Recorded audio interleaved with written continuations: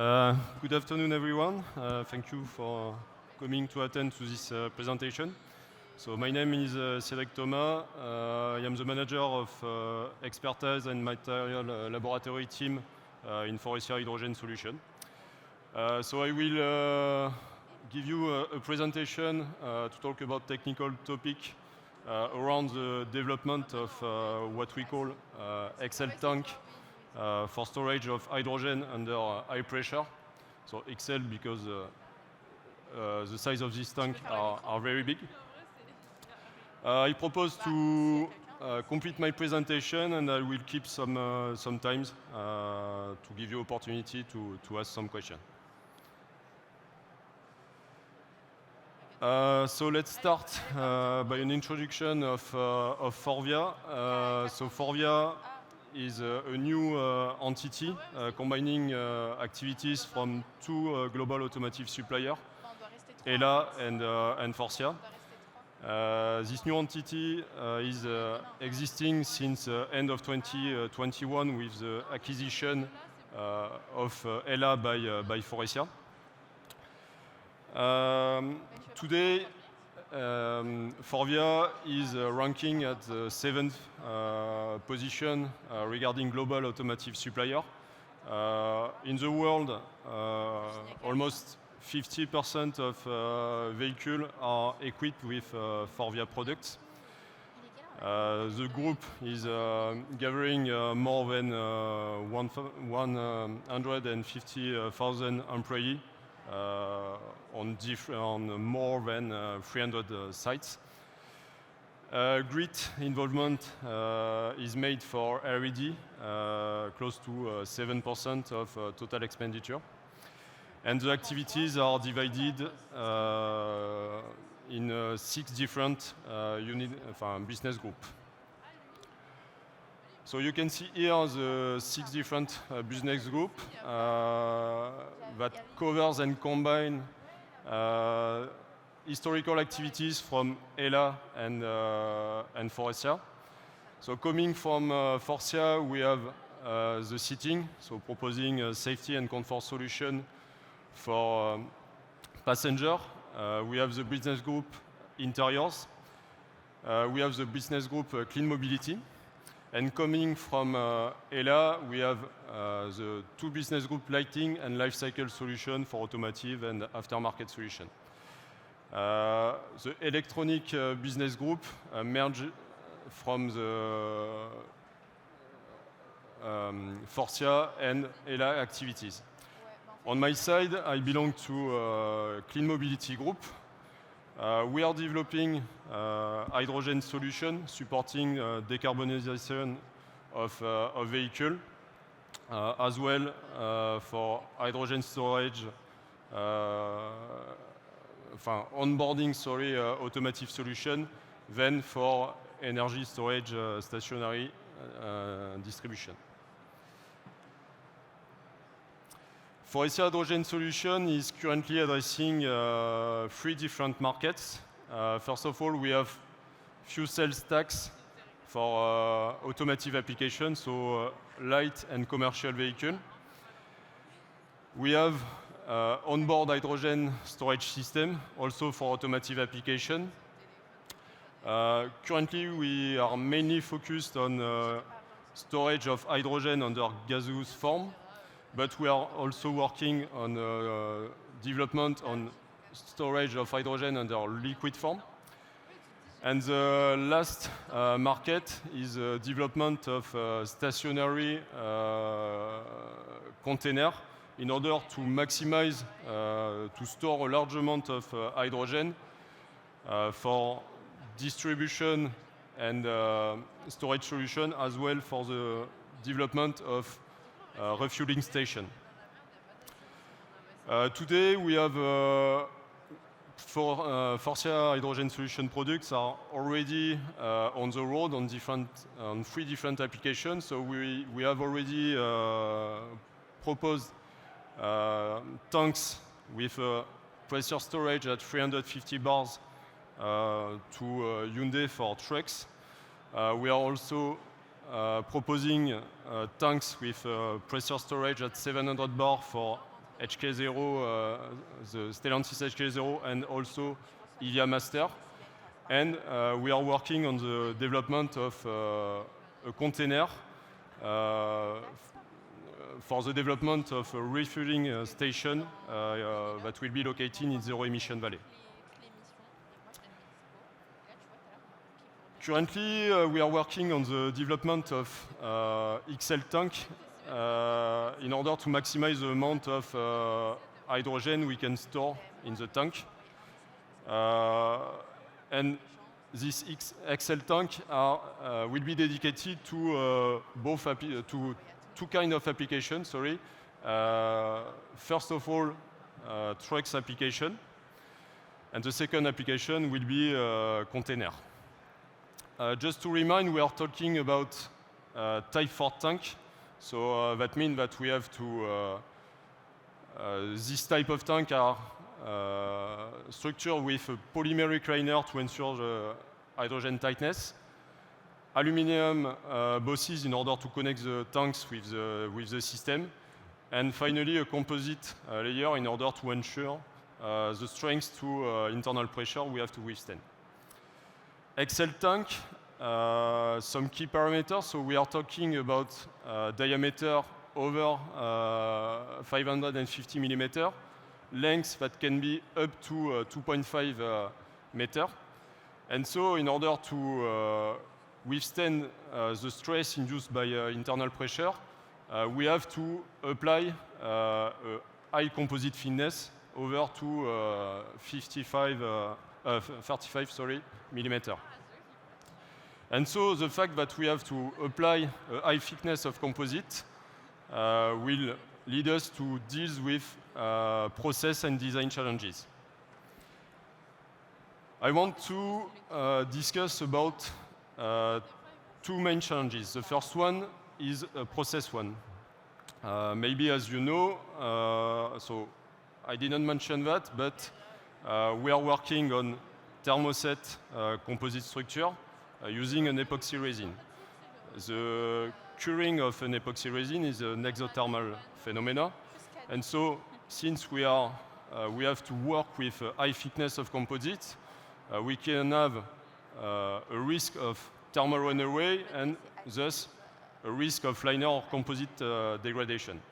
So to answer to that, we will see in details, but we have developed thermal simulation tools considering the heat release we can have from resin during curing, and also the different heat transfer we can have between the oven and the tank.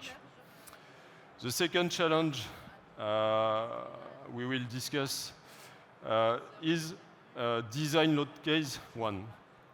So for this type of the different type of application we are considering for XL tank, we will have to deal with crash and accidental load case, so direct impact, vehicle crash.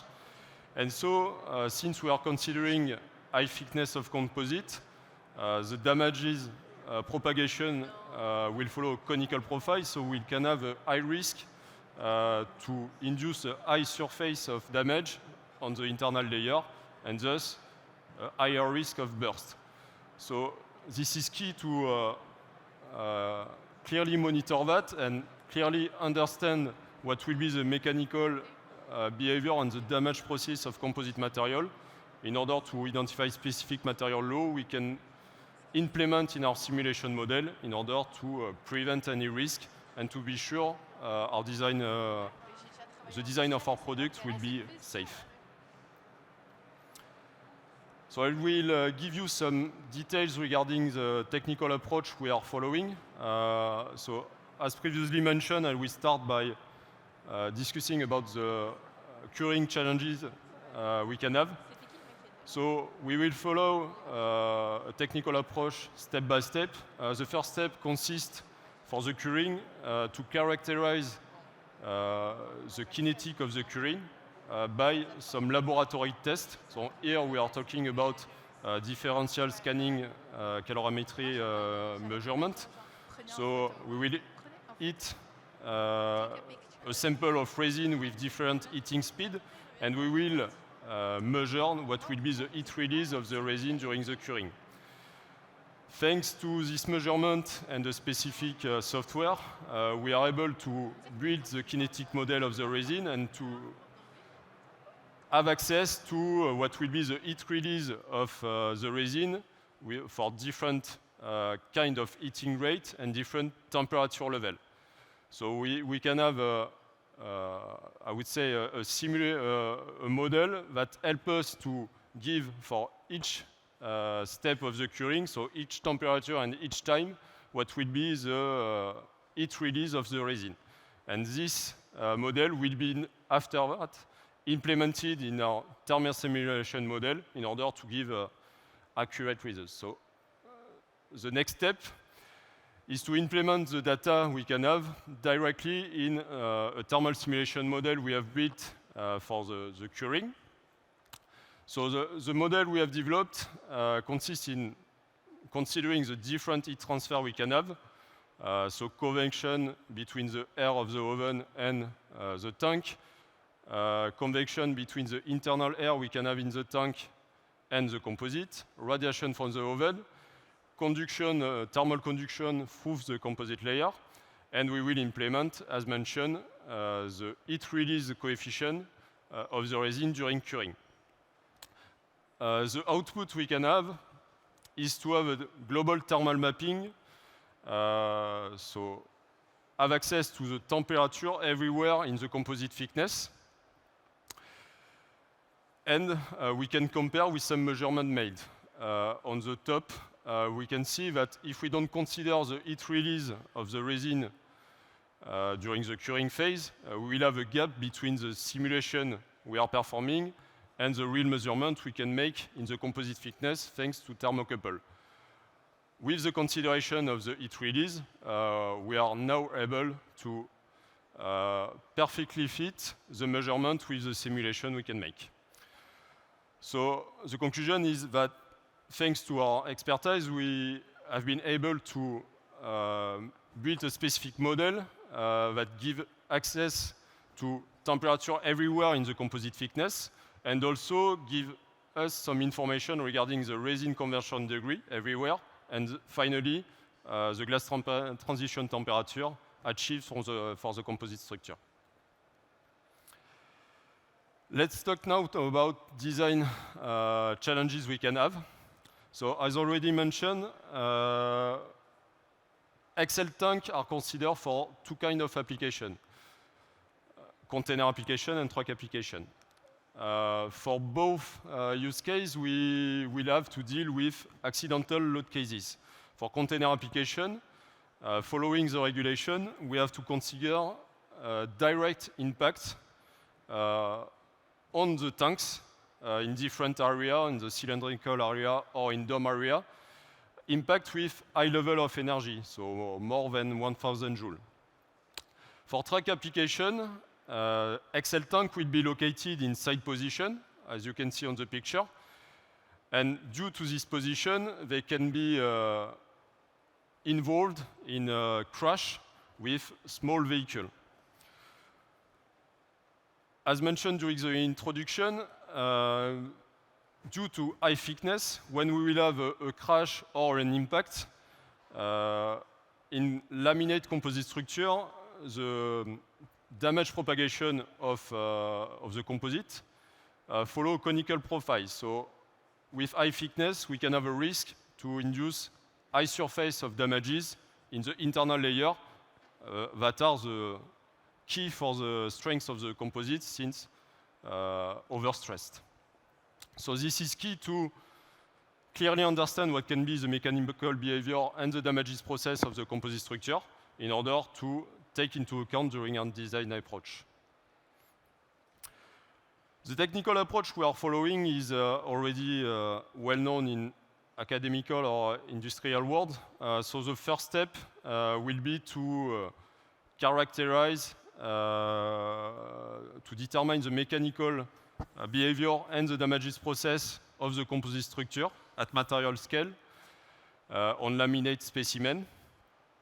So the goal is to identify a specific material behavior law we will be able to implement in our design model. So we are performing different type of mechanical test on a flat specimen, so laminate specimen with different layer with different orientation. So for example, static mechanical test, we've get access to the rigidity matrix of composite.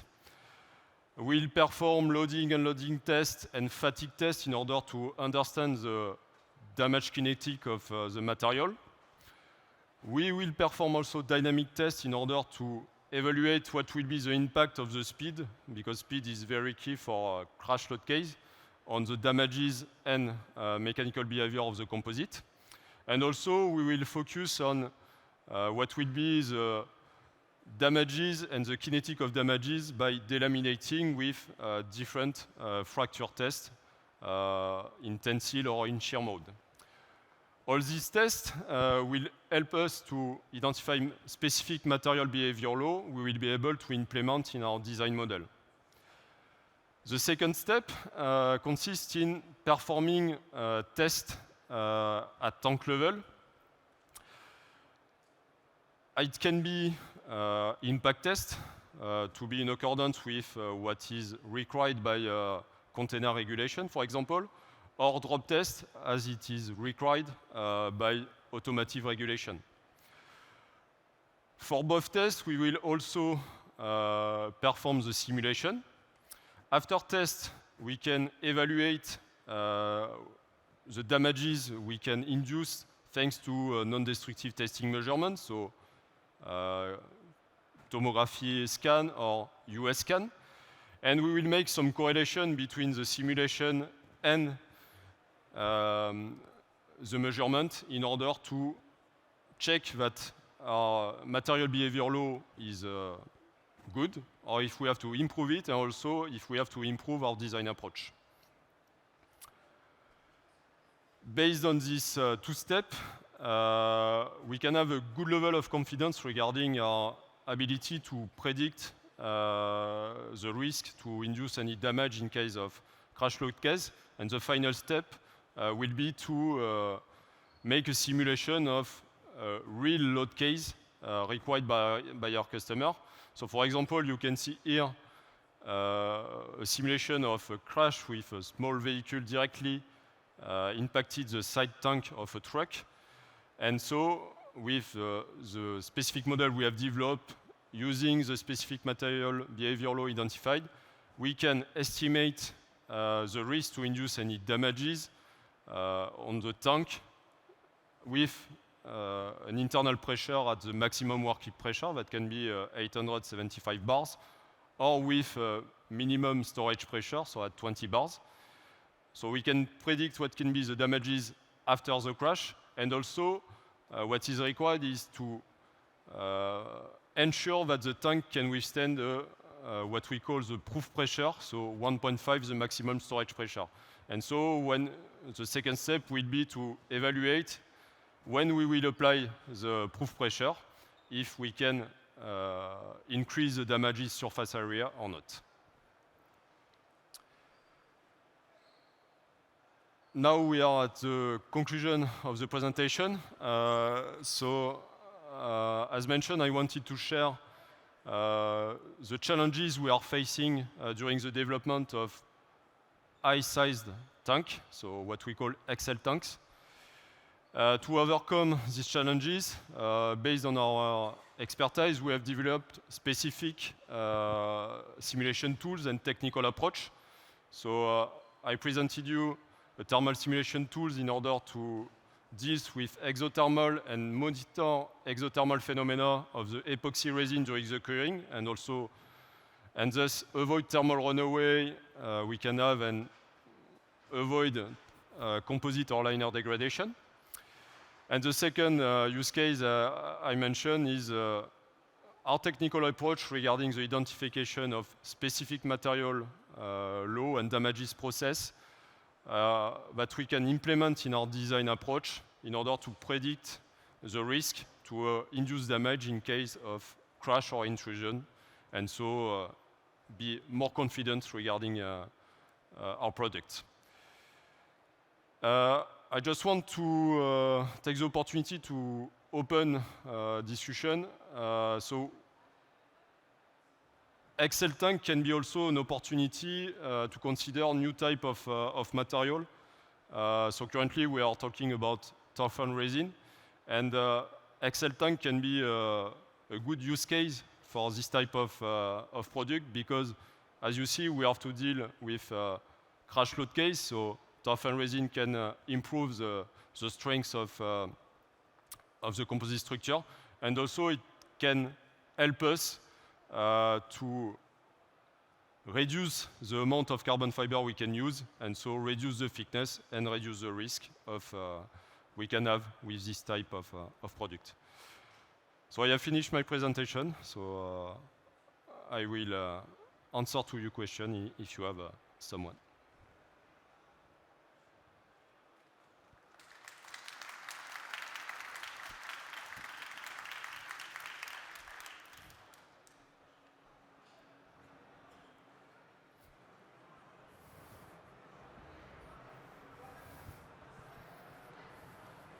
Thank you very much.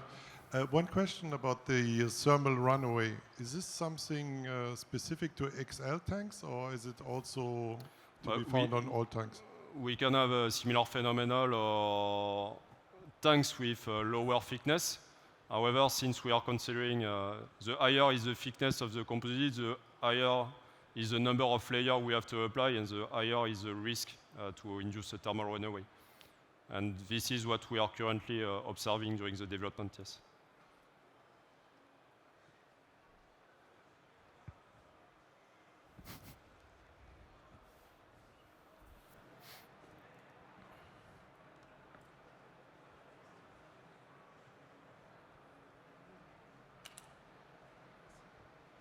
Thank you, Cedric, for the presentation. You talked about the exothermical behavior of the resin. What do you think about thermoplastic solution for such a thick composite layer? So for sure, we will not have a similar issue. Since for thermoplastic, we will have to consider in situ consolidation. However, yes, currently, yes, it will be key to ensure consolidation in situ. And yes, currently, yes, what can be limited for this type of process is yes, manufacturing time we can have, because currently with thermoplastic solution, we have to wind at very low speed, and it's not very competitive currently. Okay, thank you.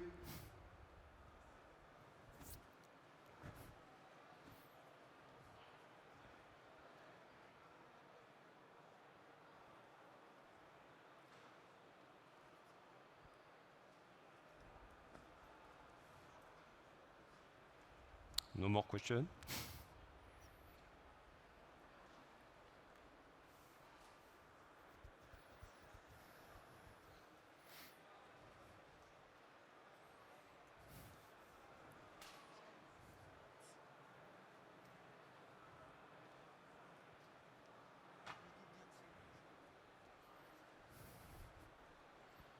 Thank you for the presentation. I have one question.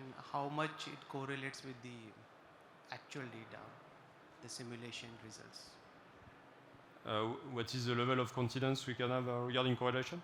Yeah. Currently, as you can see regarding the thermal simulation, yes, the gap between simulation and measurement is very low. I think we are below 5% regarding the temperature prediction. And for damage area, yes, I think yes, the level of confidence is quite low, maybe 10% of gap between the surface we can predict and so on.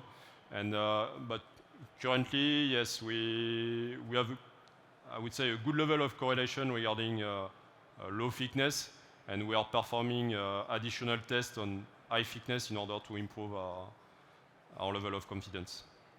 Thank you. Okay. One addition. I don't know if you have. No? Okay, sorry. After that, we have a stand if you want to discuss. Thank you very much.